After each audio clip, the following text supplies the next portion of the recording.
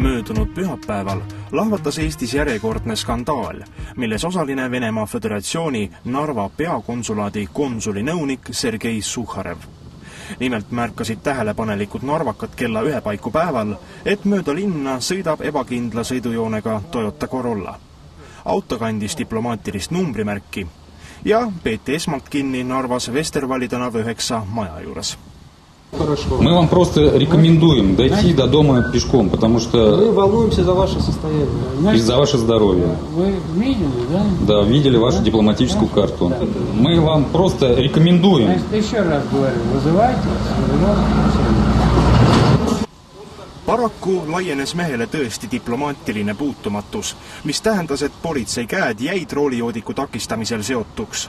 Juht keeldus ka igasugusest politseipoolsest pakkumisest toimetada ta oma elukohta. Küll aga soovitas ta näiteks ühel politseinikul enda kõrvalistmele tulla. Нет, мы не можем сесть, потому что ваша машина является территорией Российской Федерации. Sergei Suharev ei soovinud ka sündmuskohale jääda ning otsustas hoopis minema sõita, pannes sellega ohtu politseiametniku elu, mis on jäänud nii politsei kui ka ühe linnakodaniku võetud kaadritele.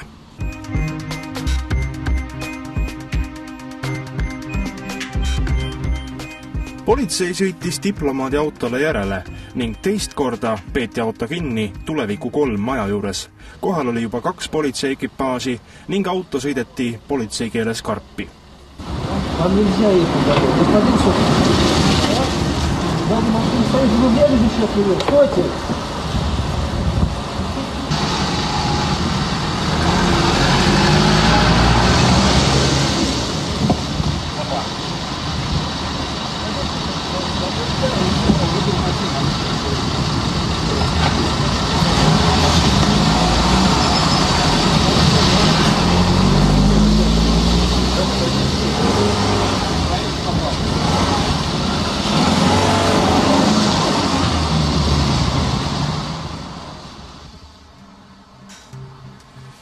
Ja purjus diplomaadi teekond politseinike saatel jätkus. Järgmine peatus tehti seda korda viinapoe ees, mis saatuse irooniana oli hoopiski suletud.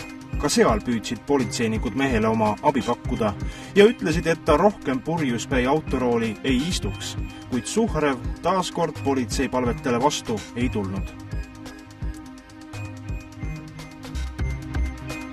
Seejärel leidis mees üles ka ühe avatud alkoholipoe, soetas sealt pudeli viina ja sõitis siis koju, kus selleks päevaks olid seiklused läbi. Muide, koridori uksest sisse saamiseks kulus diplomaadil mitu head minutit.